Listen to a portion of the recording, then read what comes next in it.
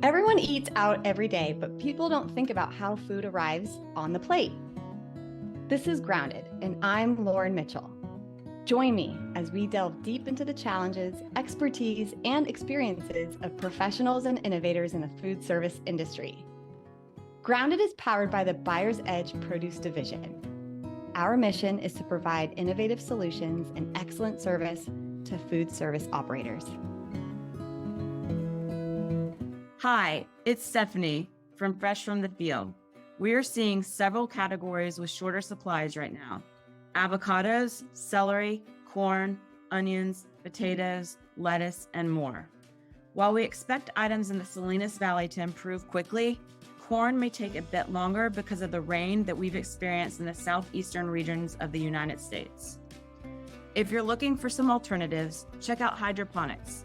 While supplies aren't as large as our fields, there's some fantastic options for regional volume. Check out Fresh from the Field's interview with Sensations out of South Carolina on Produce Alliance's social media, Instagram or Twitter. Today's guest has a genuine enthusiasm for the food service industry, having spent over 50 years in the business with brands like Red Lobster, Aramark, Fazoli's, Long John Silver's, and Applebee's. He now serves as a consultant and advisor to professionals like you. He currently serves on the board of directors for the National Restaurant Association's Supply Chain Expert Exchange and is a proud supporter of the Rosen School of Hospitality at the University of Central Florida. In his most recent position for a company that operates more than 1,600 restaurants in 29 countries and 2 U.S. territories, he sat as the Senior Vice President, Chief Supply Chain Officer at Brinker International. Charlie Lousignont, welcome to the show. Thank you, Lauren. How are you today?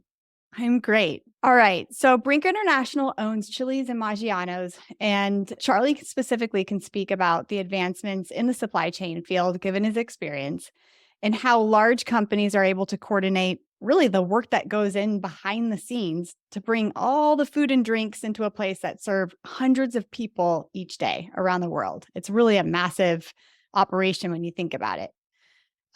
So Charlie, I'm curious out the gate here, what key principle drives the decision-making in your career that gave you the most success, or you kind of centered your practice around? I would say that the one thing that I think is kind of foundational would be to always keep your stakeholders front and center in your decisions. And the stakeholders, in any restaurant organization, first and foremost starts with the guest. That's what we're all rallied around to take care of, and that's central to the business.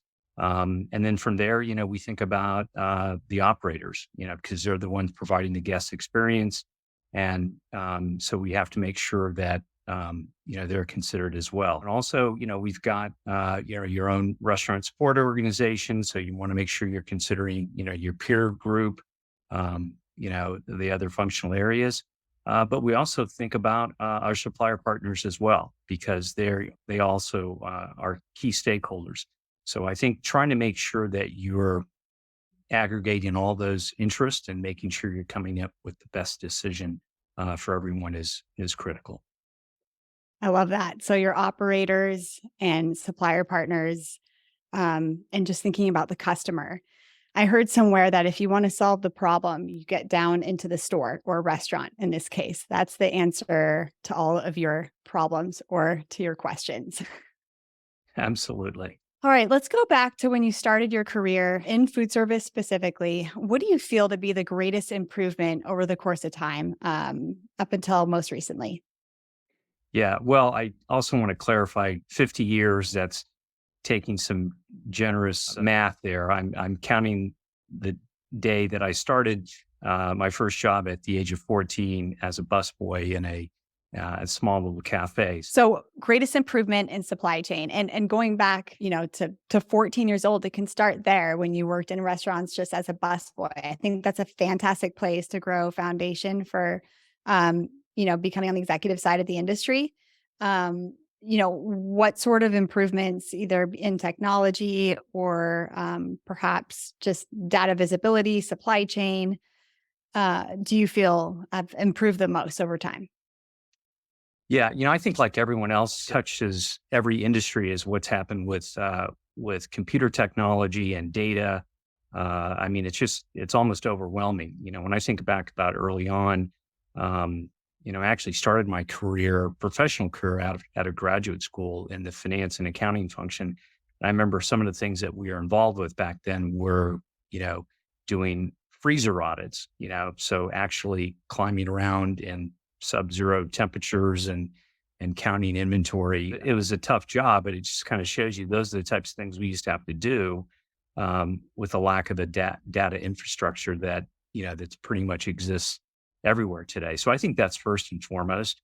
Um, but I would also say that just the understanding about supply chain and how critical it is. When I first started in professionally in supply chain professionals were really, we were buyers and really kind of PO processors. So the idea that the profession has become more sophisticated and really more of a sourcing strategist, that's evolved over the last several decades. And I think with what happened with COVID, it really shined a light on the critical nature of supply chain. So I would say those are probably the two biggest things, just in terms of data, which obviously affects all of us, but in particular in supply chain, but also just how the function and the how supply chain professionals in the food service industry are thought about. Honestly, I've never heard of the term freezer audit. Can you describe a little bit about what that process involved and why it was done? So, well, first of all, goes back to my early days at General Mills Restaurant Group, Red Lobster, which is now subsequently became Darden. Of course, Red Lobster now is an independent company. But we took physical possession of a lot of our seafood products, and so we had to, it was quite a bit of inventory. And so when I was in the accounting function, we obviously had a ledger that showed where our inventory levels were. But, given the fact that it was on the books, we had to actually go on occasion and put on freezer suits, climb in there, get back behind pallets and count, cases of crab meats to ensure that it was all there, because any missing product, would have a material impact on the business. That was when I decided that I probably needed to do something other than be an auditor or an accountant. That's fascinating. Everyone eats out every day, and people don't think about how the food arrives on their plate. Managing supply chain for a large restaurant group comes with so many decisions, as we've said, and the management of many different costs. Some of these include energy and fuel costs, logistics and freight, manpower, labor, and investments in new technology.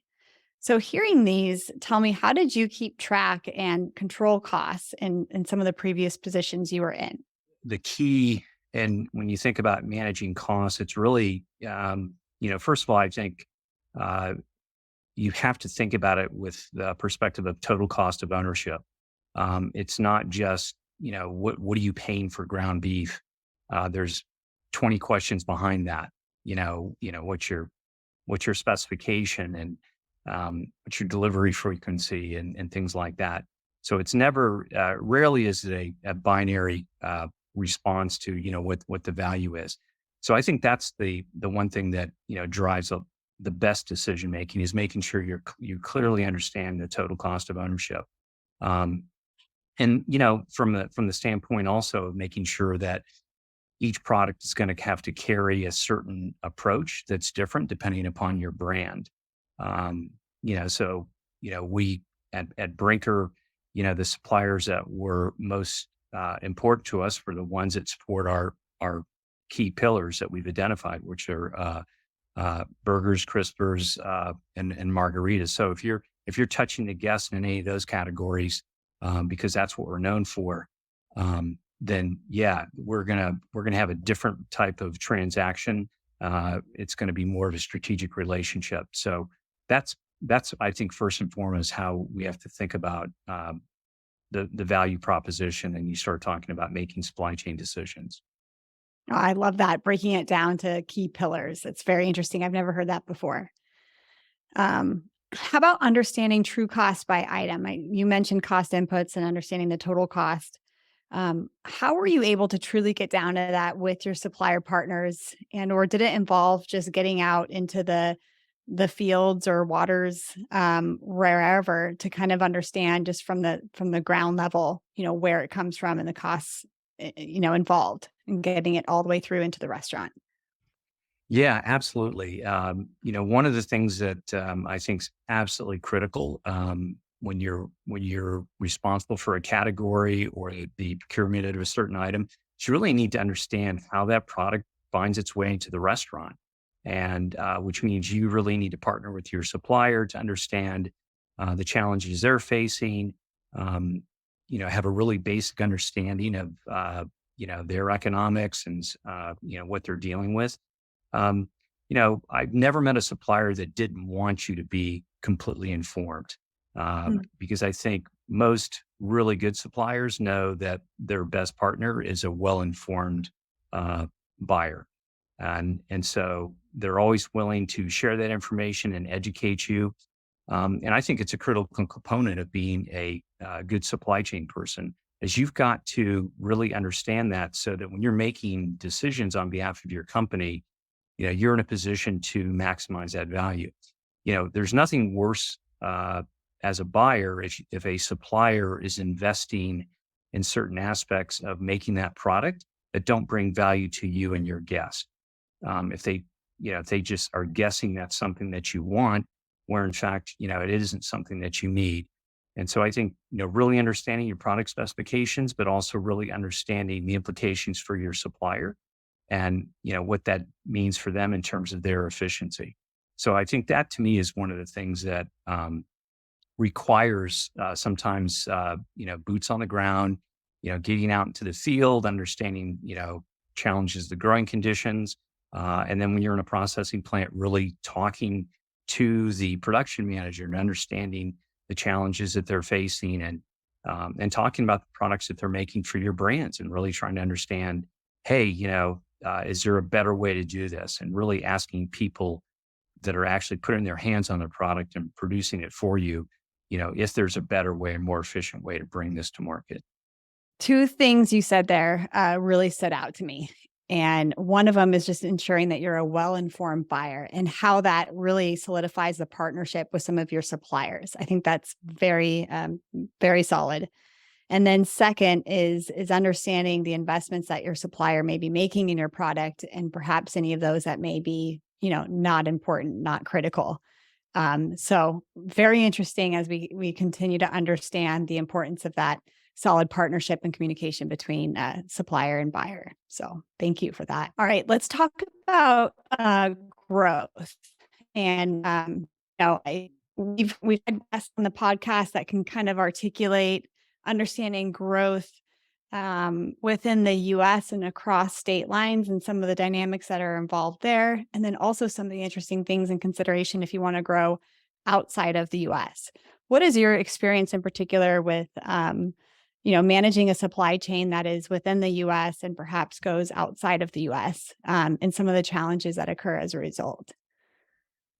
Yeah, we could spend a couple hours talking about that. And I've been involved in a couple organizations where we had operations in Canada that Hmm. that we had to support. And without making any disparaging comments about our neighbors to the north, um, if we think we have a lot of regulations here in the United States. I can tell you that there are some countries that were just, you know, s- your head would spin. And so the idea about when you're supporting growth, and in particular international growth, it really just sets up a whole different set of uh, challenges and opportunities. And for the most part, you really need to understand, the FDA or USDA equivalent in the respective countries you're going into, and really trying to make sure that you're making the best decisions. Because what seems very, just in terms of ingredients, I mean, just trying to understand, you have an ingredient here in the United States that's widely used, and then you go somewhere, you go to Honduras or you go to Yemen, and it's banned. And so, then you're going back to a signature item and you're saying, okay, we have to take this ingredient out, and then that just starts this whole other problem solving issue. So, yeah, there's just so many levels of complication with that. But the good news with all that is, generally speaking, there are people out there who have the experience who can help you navigate that. And I would say when it comes to international sourcing, when you're trying to set up a supply chain internationally, um, it's always important, I think, to get good partners who can help you navigate that. Um, and of course, supporting growth here domestically is a great problem to have. Anytime that you're growing and you're adding suppliers and your suppliers are growing organically, I think that's fantastic. And that's actually that's when business is fun, when you're going through business reviews with your suppliers and they're saying, hey, we're up 25% year over year, and they're happy, we're happy. So that's a much better place to be versus obviously, yeah, the inverse of that being down year over year. Yeah, absolutely. We have concepts that are growing like wildfire across the US, and Canada is typically the first place that they head to next. And even just down to the financial translation, and understanding weights and case weights and all that. It's, understanding the economics just at the unit level is a way different ball game. But also something that's interesting is if we're going to really take it globally, understanding how the palates may change in terms of flavor and taste profiles, and people in different countries prefer this instead of that, and just watching how one order guide or one spec sheet can really ebb and flow across countries would be fascinating if you truly had the ability and the team to kind of ride that process. It's really interesting to me. And it is, for example, I think, most recently at Brinker, I remember visiting some of our restaurants in the Middle East, and obviously baby back ribs are kind of at Chili's, we're known for our baby back ribs. Well, um, we're not going to be able to serve a pork back rib in the Middle East. And so we have beef ribs, Mm. which, again, just things like that where you have to adapt. And I would say, for the most part, when we have guests that visit our restaurants over there, they completely understand. So it makes perfect sense to them. But again, just knowing that you're having to source something that you're not sourcing here in the United States. So that one is one where you're really relying upon your franchise partners and your supplier partners and country to help you figure out alternatives. Excellent. All right. So we face challenges all the time here in what I would call the wild, wild west of at least fresh produce, specifically in the supply chain.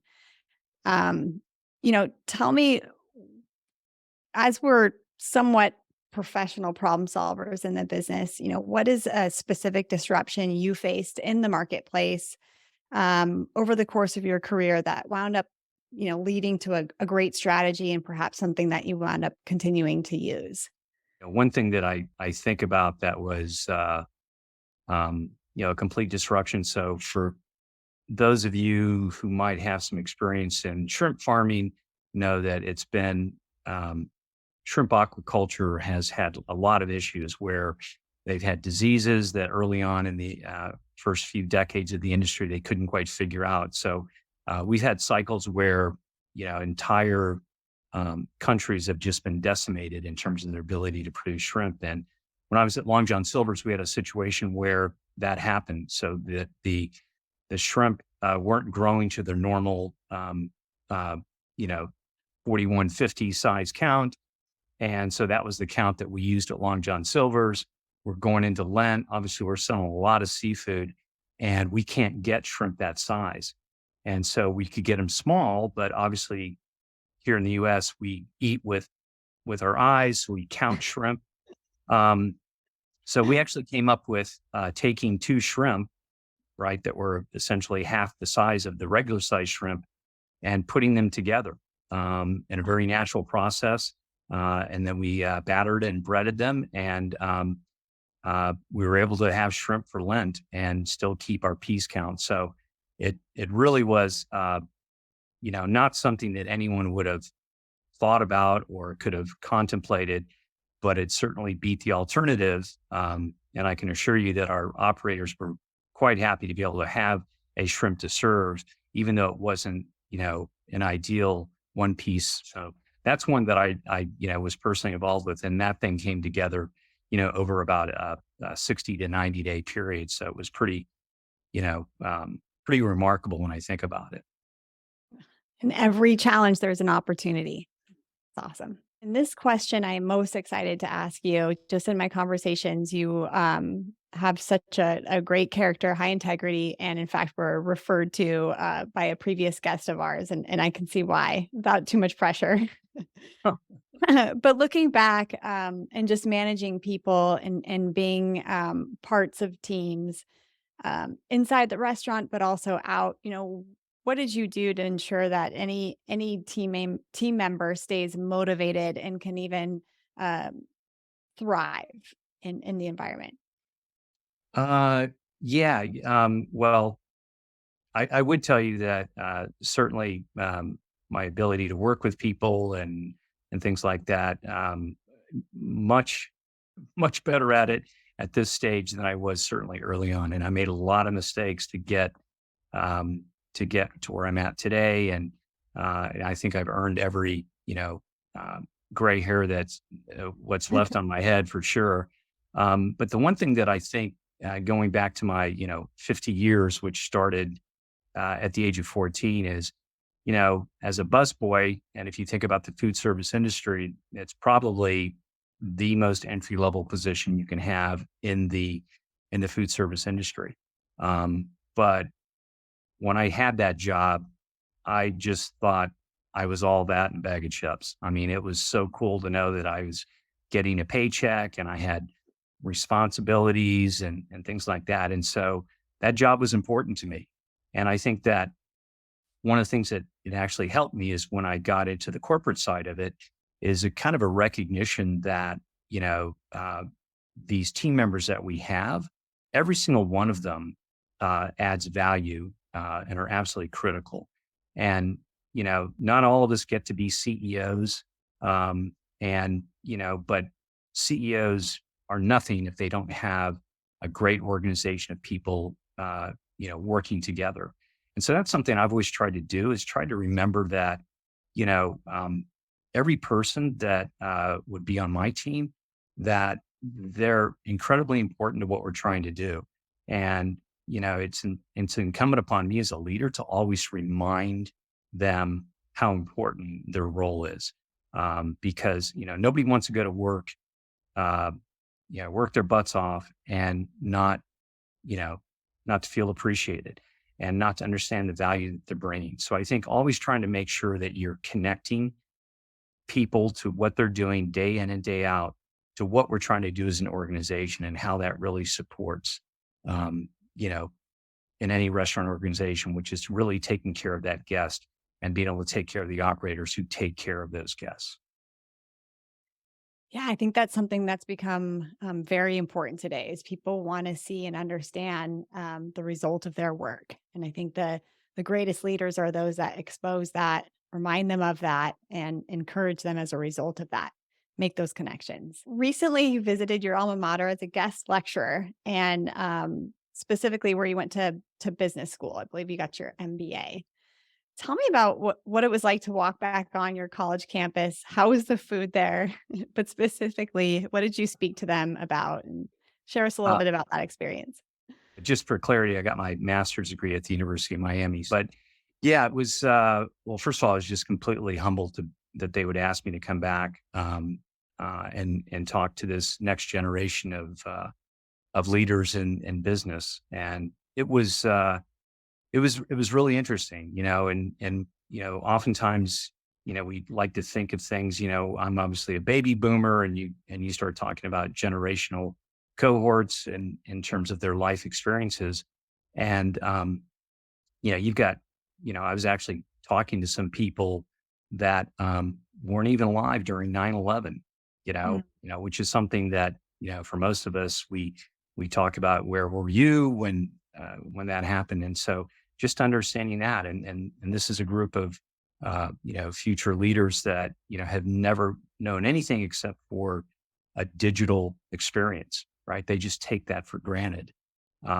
Whereas, I'm still, my kids will embarrass that I'll say this, but it's the truth. They're constantly rolling their eyes. I call them up about, hey, how do I get this fixed on my iPhone and things like that. But yeah, it's one of the benefits of having adult kids. So you get your technical advice for free.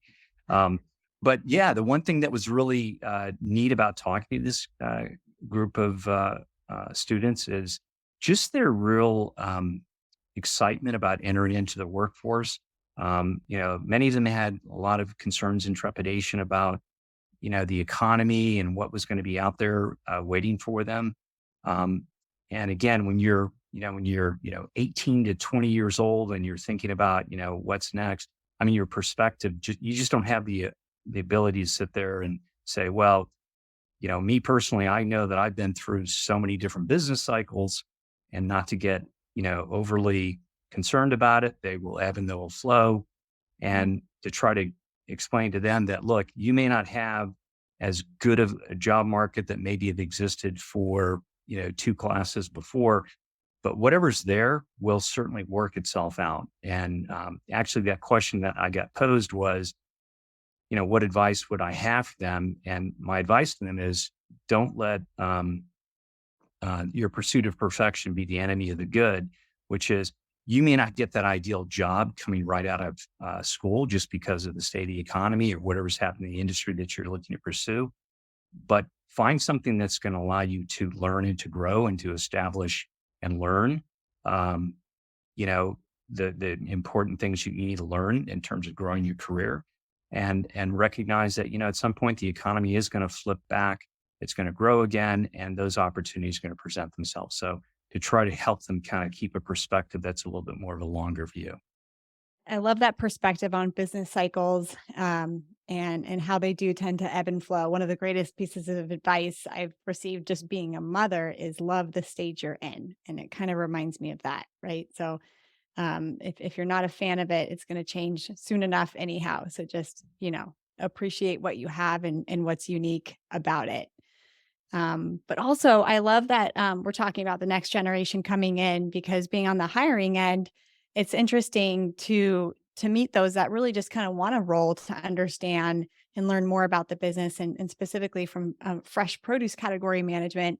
Um, I'm scouring for anyone with data analytics and technology strength because we can teach them produce, and we've certainly staffed up in terms of FSQA folks and buyers and procurement that understand everything from the seed to the soil about the products that we sell. But being able to bring in this new generation to help us really dive through the data, supplier scorecarding, tracking KPIs by grower, all those things are becoming so powerful, as we kind of diversify the talent on the team. So I think it's so great to open up, the throw off the bow lines and really kind of look at all opportunities because everyone brings a different strength and perspective to the content at hand. Yeah, yeah, absolutely. And it's kind of, when you sit there, you were talking about, understanding the soil and the seed, and that's the one thing that's I think is really to the benefit of the produce industry today is the whole idea about visibility to supply chain. There was a time, people really talked about, pick your produce items, and it was pretty much a commodity, and no one really thought about where it came from. But if there's been one positive thing out about, that's come about in terms of people wanting to understand, what they're putting in their bodies is this whole idea of, really having that supply chain visibility and really understanding that how products are grown, how products are made. And I really think that, it really does play to the strengths of the industry because that's something that obviously, is central to what the industry is about and that connects with what the consumer wants to know and understand. So, as an industry, the produce industry, I think, is really well positioned to capitalize on where the consumer is continuing to trend to. Yeah, our customers, I mean, as a result of seeing all the flooding in Salinas, the big question at hand right now is where are the growing regions within my suppliers, outside of California? How can we diversify specifically the regions of which our ingredients are grown in, if not only the suppliers themselves? And it's fascinating. So when we get asked these questions, we turn around and by asking our growers those questions, you start to see this ripple effect of wanting to make impact based on, again, just listening to the customer and what they feel is most important to feel secure so they can deliver product to their customers in the restaurant. So fascinating just to kind of see, how the business is evolving. So we've talked a lot about the past. Certainly, your experience all the way from freezer audits and seafood buying, and how challenges have shaped new ideas such as shrimp for you. So cool. I'm curious if you could just kind of dream and scheme with me for a minute and look forward. Where do you see the restaurant industry, food service industry going in the best ways? If it was just up to you and there's no guardrails or rules about it, what do you believe to be the greatest need that could be satisfied, in the future? The one thing that I think we learned from COVID at Brinker, we really were the first, one of the first to market with a virtual brand. Yes. And so, we were quite successful at that. And, we flipped a casual dining chain into a, you know, strictly takeout model, delivery model. But the one thing that I think we came back from that is this idea that, what restaurants provide to people, beyond just giving them, the opportunity to have a meal and get their calorie consumption, is providing this opportunity for people to connect. And the one thing that I think that, when I think about the restaurant industry, is despite the fact that it's become, in society, we become very much, virtual conversations and everything's through a social media platform. The one thing that's kind of magical is this idea of a family and friends gathering together around a table, enjoying a meal together, and really connecting with one another.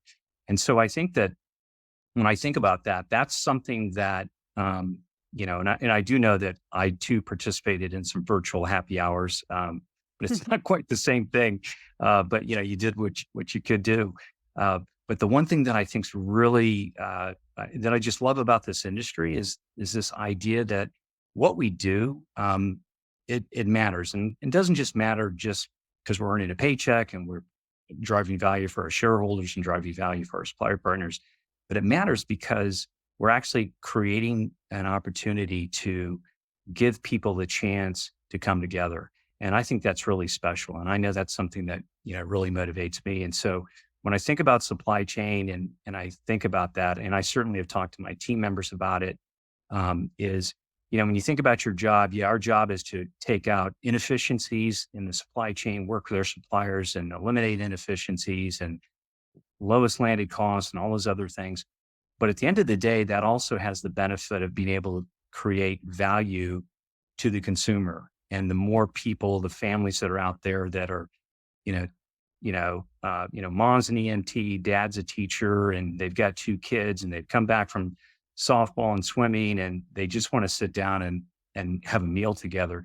To know that you're able to provide enough value so that the prices are where they can afford them, and they can come together as a family. So I think trying to make sure that as an industry, that we remember that we offer something that's really special. And I think it's really important to U.S. consumers. I'm obviously really passionate about the industry, and think it does a lot of great good for us. No, I think that's a beautiful answer, and I'm so glad that you said it. I think we all need to hear it sometimes and be reminded. So thank you. All right, so take us back to elementary school, Charlie, for a minute. What is something that you learned early on in life that is strangely relevant to supply chain? I think probably just this whole notion of how you treat people, how you interact with people, um, and yeah, I think that's probably when I think about elementary school, and it was about having to get along. And when I think about elementary school, and trust me, at this age, it's hard to remember back to elementary school, but from what I do recall, that is something that I think's um, really relevant as you think about building your career. And actually, it's one of the things I talked to the students about when I was at UCF is this whole idea of really building relationships and connecting with people. Because I'm going to tell you right now, I'm thrilled to have been able to have the opportunity to have this incredible career in supply chain and the food service industry, but what I'll always remember is really the friendships and the relationships that I've built, through my career, and that's what you really uh, find value as you look back in your rearview mirror. Yeah, I think that's interesting when you think back to elementary school. Okay, how did we get along with people? That was probably the biggest thing that I could take away for today. And it's true because where we're constantly problem solving, we really rely on the people that we work with and the relationships we have in the industry.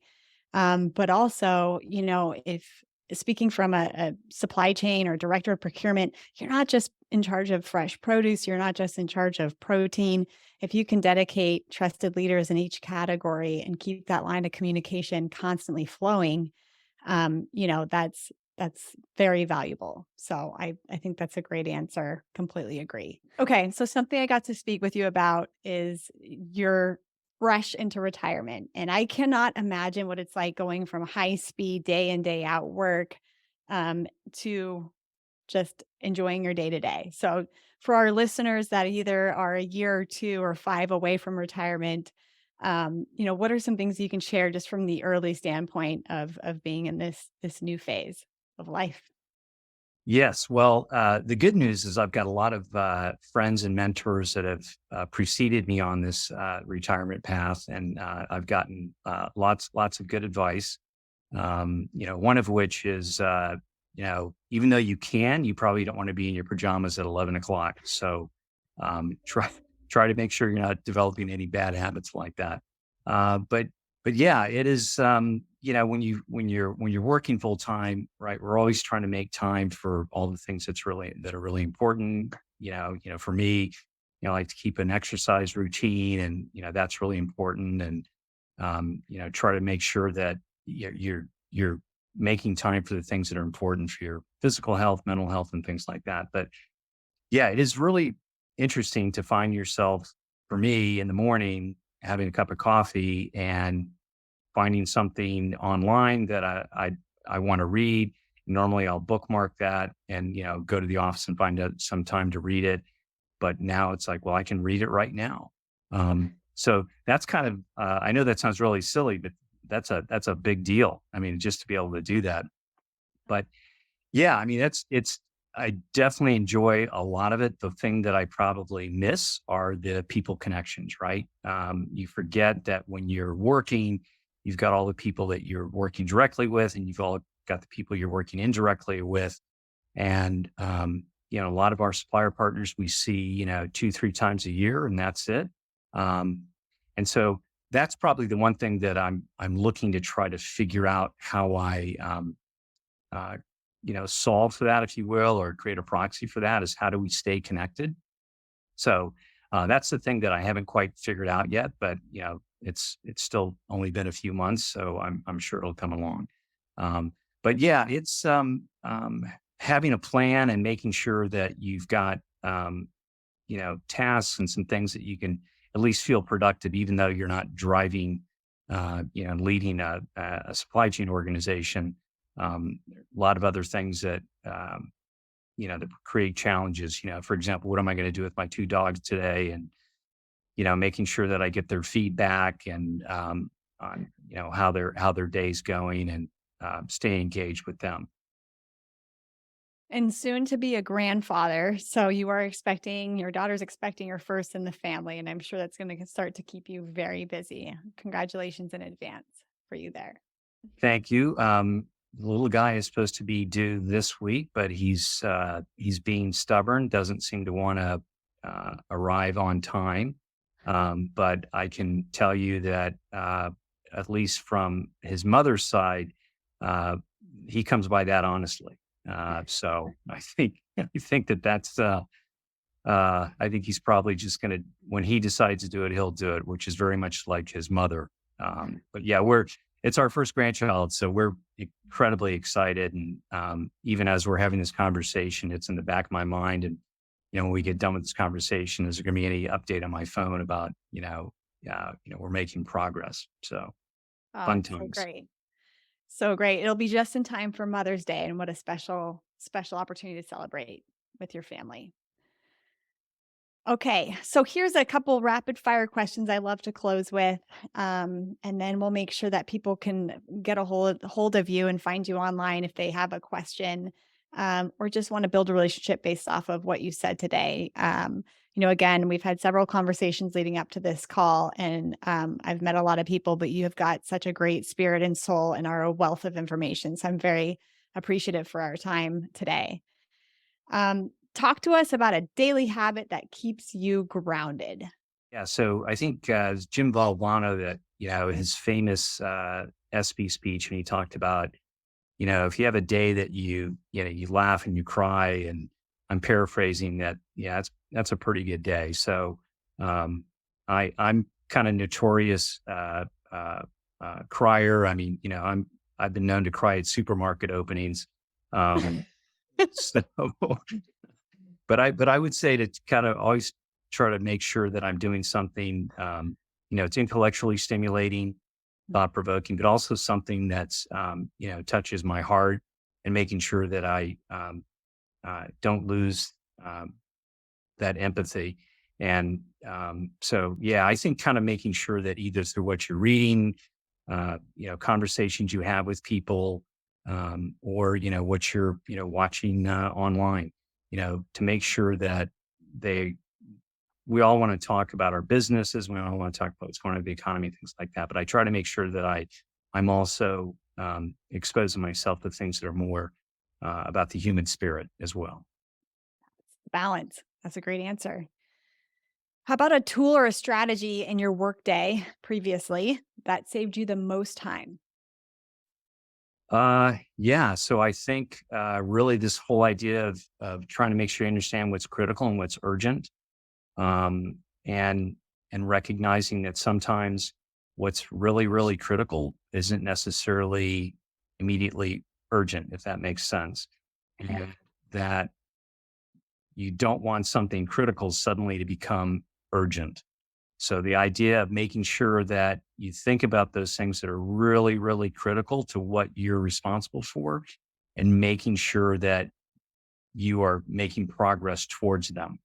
And because, especially in supply chain, right? It's always, we joke about it all the time. It's Friday at 4 o'clock is when you get the notice that, hey, we're out Always. of products going into the weekend, right? Always. Um, always, and so it's not a Friday in supply chain unless you're running out of something going into the weekend.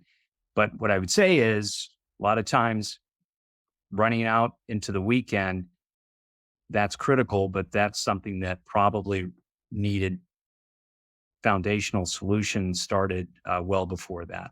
So I think that to me is the one thing that when I think about my day to day job, it was always about, okay, what is it?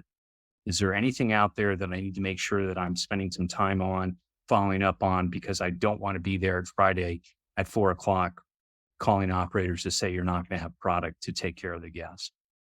Mm. Yeah, it's the difference between issue spotting and problem solving in a sense. Or you could say that, experiencing that Friday at 4 o'clock a week or a month prior kind of prepares you better for the next Friday coming up, just to make sure your bases are covered. So again, while it's challenging to work in a role that you're constantly putting out fires, I feel like we become well trained in, becoming solution providers, and also just having the confidence through some of those situations too. As we kind of expect them to happen, it's just a matter of how we're going to handle them and lead our teams to handle them in the moment. So. Okay, to the next generation of supply chain, procurement, buyers, even operators, what is your best secret that you're willing to share with us? Um, yeah, I would say you can't know too much about your categories, right? And to not and that to me is really, really important, right? It's important, as I've mentioned. So, I've talked a little bit about early about, hey, if you're partnered with your supplier and you're understanding how they're bringing that product to market, you're going to work a collaborative relationship, get rid of inefficiencies, lower costs, everybody wins. But it's also important to be able to understand all those dynamics. So when there are those inevitable Friday at 4 o'clock, or there's some other quality concern or continuity supply issue, you can speak to it credibly, right? Mhm. And I think that's another thing that we forget about on the supply side is, hey, listen, you're going to have to represent um, the issues that are impacting the business. Mm. Obviously, produce. When you start talking about, we've known it, as long as we've been growing lettuce out in California, that 2 times a year is the lettuce isn't going to be uh, as good as we want it to be. It's really just this. We joke about it all the time. It's counterintuitive. Is lettuce prices are highest when the quality is the worst, um, and it's and believe it or not, there are many operators that you have to really help them understand that. And once you explain it to them, they get it, right? Yeah. But it's incumbent upon us as people that own the supply chain or making those decisions that we're also communicating effectively to our internal stakeholders so they have confidence and they can also explain that to the guest as well. Yeah, absolutely. Lettuce makes a move, definitely. Major topic right now as we're getting to Salinas, if not already there. All right. Who's been a mentor for you and in what way? Well, I've had a lot of mentors. Anyone who knows me knows that probably my wife is Kathy has been a great mentor. She actually had a dotted line reporting relationship when I met her. No Um, kidding. yeah. So, and of course, the typical follow up joke as well. Now you have a solid dotted line, blah blah blah. But yeah, that's all true. But yeah, she actually decided to pursue a different career. She's teaches children with autism and is fantastic at that. But had she decided to stay in supply chain, I have no doubt she would have, achieved every bit of the success that I have. Um, Mhm. and I would say they're also another really important mentor for me is David Parsley, who I think most people in the industry know. Um, David, I learned so much from David. He was just a fantastic teacher, really tough teacher. Definitely had some moments when I didn't think I was going to make it through the day, Mm. but really took the opportunity to grow and learn from that. So when I think about mentors, he's definitely somebody who I I owe a great deal of my professional success to. I like it. This has been my favorite question to ask as people have given a variety of answers and coming from a burger chain yourself, what is the staple produce item for you or in your opinion for a good burger? Yeah, I'm really old school because I have to have lettuce and tomato on my burger. And and I know with these kind of gourmet burgers, a lot of times, they're going to put, caramelized onions and which is great, or they're going to put some blue cheese on there. But for me, um, I've got to have lettuce and tomato and also onions. So and, and yeah, so that's but I understand that's not necessarily today's palate, but, for me, it's not a burger unless have those 3 things on it. Lettuce, tomato, and onion. Got it. All right. Where can people find you, Charlie, if they want to reach out, pose a question, or get some support on a subject or topic? Yes, well, I'm on LinkedIn, so that obviously, pretty easy to find me if you can spell my last name. There's just a handful of us on LinkedIn, most of which I'm related to, but, yeah, that'd probably be the easiest. But again, if you can spell my last name, it's charles.lousignont@gmail.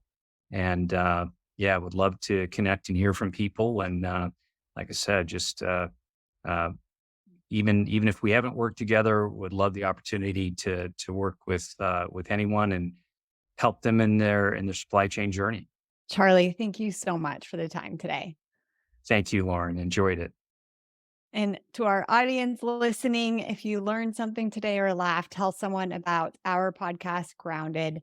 This has been another exciting episode, and we will see you next time. And that wraps up another episode. We have covered a lot of ground today. Thank you for joining. For show notes and our most updated market report, visit us at groundedthepod.com. Grounded is powered by the Buyer's Edge Produce Division. Our mission is to provide innovative solutions and excellent service to food service operators by leveraging technology, talent, and an insatiable appetite to improve.